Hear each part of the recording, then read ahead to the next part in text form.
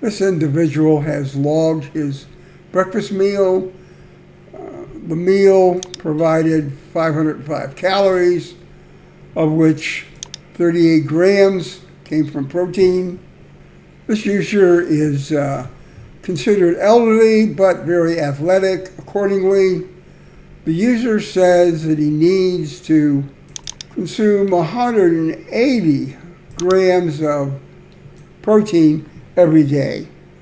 So the user needs to bump the number of grams of protein he gets in his breakfast because he's only bringing in 38 so far. So, in looking at the list of protein grams that came from the various ingredients, we see that only 2 of them have any volume to them, and that's from the eggs and from the beef that was used in the breakfast meal. So, in order to offset that, we're going to increase the number of eggs he eats and also the amount of beef. So let's change the eggs to, let's say, 4 eggs, and we'll go 4 ounces of beef instead of 2. If we do that, we've increased the protein grams to 67, almost doubled it. However, the downside is we've picked up a lot more calories, and we want to try to minimize the gain in calories as we gain protein grams.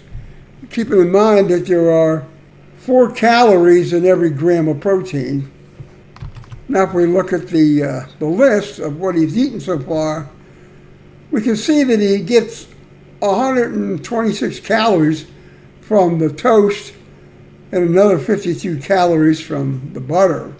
So first thing this guy thinks is that maybe I'll just do away with the bread and butter and see what that does to my protein calories and my total calories. So we'll jump over here and decide to go with 0 bread, and we'll go with 0 butter.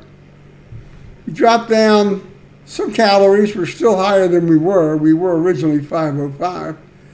Protein grams are still close to where they were, but we still have a calorie problem, so we need to think about that a little bit further. And looking at this, we now see that what we could do was get rid of the cheese. The cheese gives me 50 calories, only 3 grams of protein, so the protein won't take a big hit. So I guess what we'll do is we'll drop the cheese completely. Change this to 0. And we're now down to 60 grams of protein, but we're much closer to our calorie goal. We're trying to get there to about 505 where we started with. Now, in looking all this over, we're getting our proteins from eggs and from the beef.